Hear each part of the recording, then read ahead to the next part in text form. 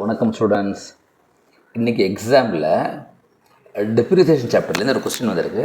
அது எப்படி போடணும்னு சொல்லிட்டு பார்க்கலாம். இது +1 அண்ட் +2 ரெண்டுத்துலேயுமே வரும். அண்ட் சில சமயம் நம்ம பிகாம்லேயும் வரலாம். ஓகேயா?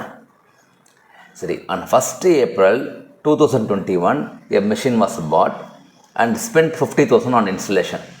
அப்படின்னா இது ரெண்டுமே சேர்ந்துடும் காஸ்ட்டில். ஓகே, அதுதான் ஃபஸ்ட்டு ஸ்டெப். அப்புறம் ஆன் ஜூலை 2023, அதாவது 2 வருஷம் கழிச்சு 1/3 ஆஃப் த மிஷினை செல் பண்ணியிருக்காங்க. Okay, for 15,000. அதுக்கப்புறம் நியூ மிஷின் வாங்கியிருக்காங்க. ஸோ ஃபஸ்ட்டு ஒரு மிஷின் வாங்கினாங்க. ஓகே, அடுத்தது 1/3 மிஷினை செல் பண்ணியிருக்காங்க. மூணாவது ஒரு நியூ மிஷின் வாங்கியிருக்காங்க. அதுக்கப்புறம் depreciation is 15% straight line method அப்படிங்கிறாங்க. ஸோ இது 4th இன்ஃபர்மேஷன். இதை வச்சு நம்ம 3 இயர்ஸ்க்கு போடணும் டெப்ரிசியேஷன் மிஷின் அக்கௌண்ட். ஓகேயா? ஸோ இதுக்கு நான் இப்போ ஆன்சர் சொல்ல, ஏன்னா கான்செப்ட் தான் முக்கியம். கான்செப்ட் அண்ட் லாஜிக் தான் முக்கியம். எப்படி போடணும்னு சொல்கிறேன். இயர் 1, இயர் 2, இயர் 3ன்னு போட்டுவாங்க.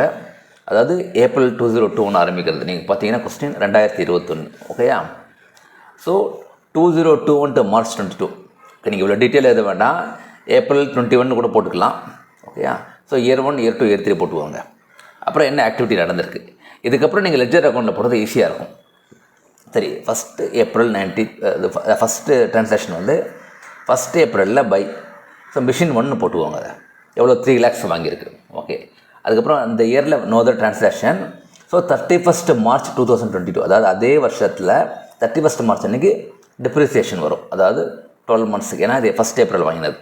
ஓகேயா? அப்போ 15% டெப்ரிசியேஷன். கரெக்ட்?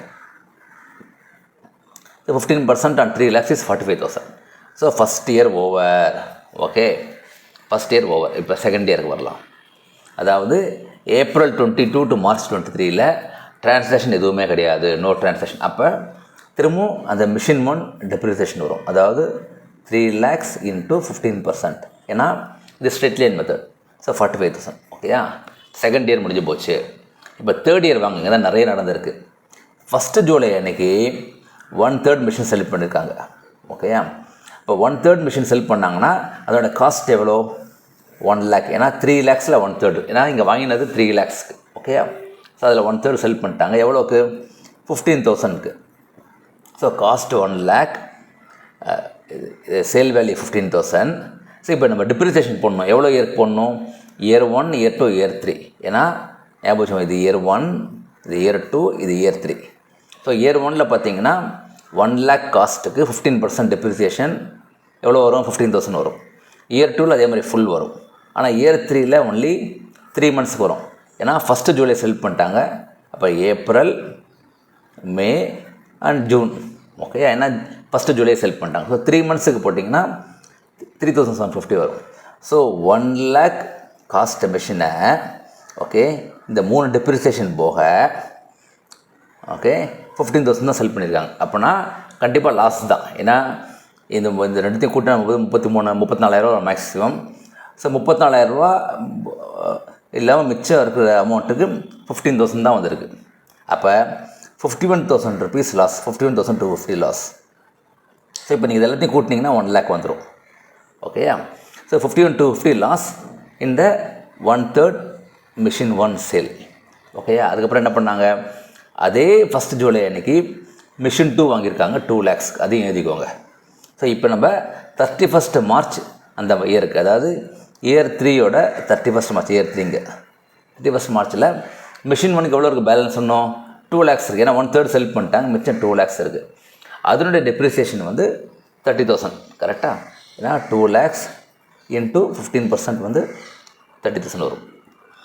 ஆனால் மிஷின் 2க்கு பாட் ஆன் 1st July. ஓகேயா?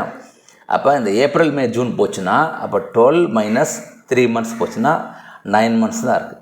9 monthsக்கு போட்டிங்கன்னா எவ்வளோ amount depreciation? 2 lakhs into 15% into 9/12 போட்டிங்கன்னா 7,500 rupees வரும். ஓகேயா? ஸோ இப்படி தான் வந்து ஒரு ஒர்க்கிங் நோட் போட்டுவாங்க. இதுக்கப்புறம் நீங்கள் சம் போடும்போது ஈஸியாக இருக்கும். உங்களுக்கு மிஸ்டேக் எதுவும் வராது. ஏன்னா நீங்கள் ஒன்றுத்தையும் நீங்கள் டிக் பண்ணிக்கலாம். கொஸ்டினில் இருக்கிறதெல்லாம் நம்ம வந்துடுச்சாரு சொல்லிட்டு.